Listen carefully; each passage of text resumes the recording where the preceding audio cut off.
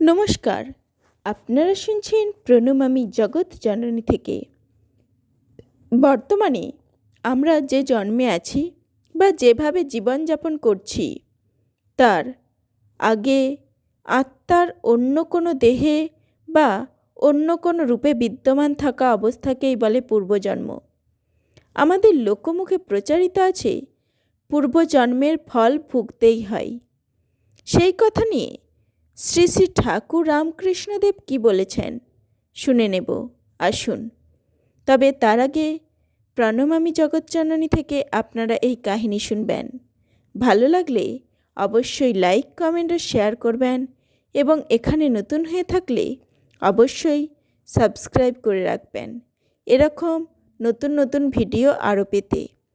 শুরু করছি আজকের আলোচনা। ঠাকুর শ্রী রামকৃষ্ণ একজন স্কুল পড়ুয়া ছেলের আত্মহত্যা প্রসঙ্গে পূর্বজন্মের কথা বলছেন। ছেলেটি ঠাকুরের কাছে আসত।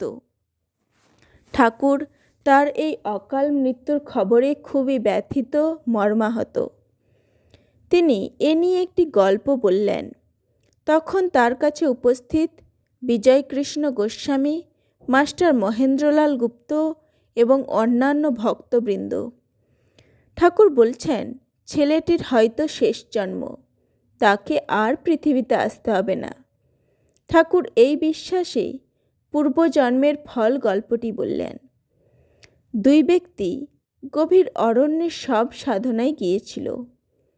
একজন শবদেহের ওপরে বসে দেবী ভগবতীর আরাধনা করছিল, অন্যজন আরাধনার উপাচার সামগ্রী সরবরাহ করে সাহায্য করছিল।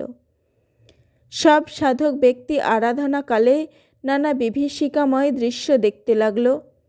সব সাধনায় নাকি এরকম পরীক্ষা নিরীক্ষা করেন আরাধ্য দেবী। লোকটি তাতে ভীত না হয়ে এক মনে সাধনা চালিয়ে যেতে থাকল। ওদিকে একটি বাঘ দূর থেকে ওই দুজনের ওপরই নজর রাখছিল।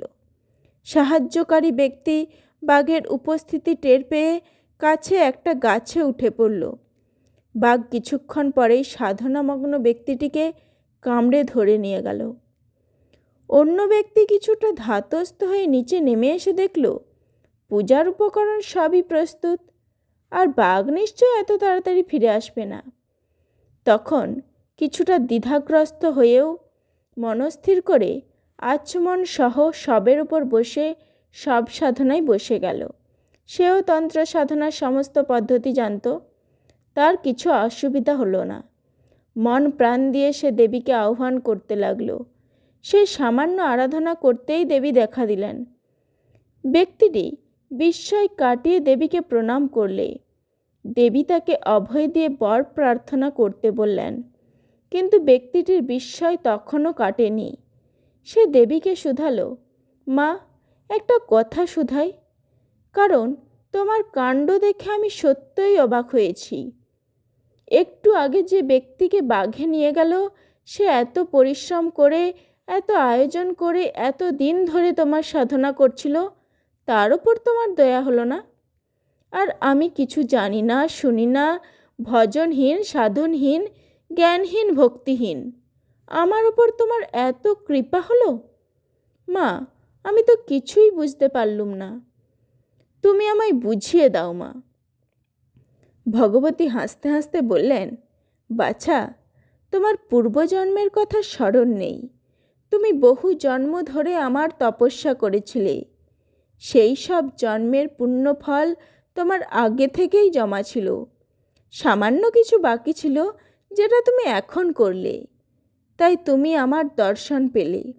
এটা তোমার পূর্বজন্মের ফল। আমি তোমার উপর সন্তুষ্ট হয়েছি। এখন তুমি কি বর চাও বলো। ঠাকুর গল্পটি এখানেই শেষ করেছিলেন। ঠাকুর এবার বললেন, আত্মহত্যা করা মহাপাপ। ফিরে ফিরে সংসারে আসতে হয়, এই সংসার যন্ত্রণা ভোগ করতে হয়। তবে যদি ঈশ্বরের দর্শন হয়ে কেউ শরীর ত্যাগ করে, তাকে আত্মহত্যা বলে না। সে শরীর ত্যাগে দোষ নেই। ওই ছেলেটির মনে হয় তাই হয়েছিল। আসল জ্ঞান লাভের পর কেউ কেউ শরীর ত্যাগ করে। যখন সোনার প্রতিমা একবার মাটির ছাঁচে ঢালাই হয়, তখন মাটির ছাঁচ রাখতেও পারে, আবার ভেঙে ফেলতেও পারে। নমস্কার, আজ এই পর্যন্তই। এতক্ষণ প্রণমামী জগৎজননীর সাথে থাকার জন্য আপনাদের অসংখ্য ধন্যবাদ।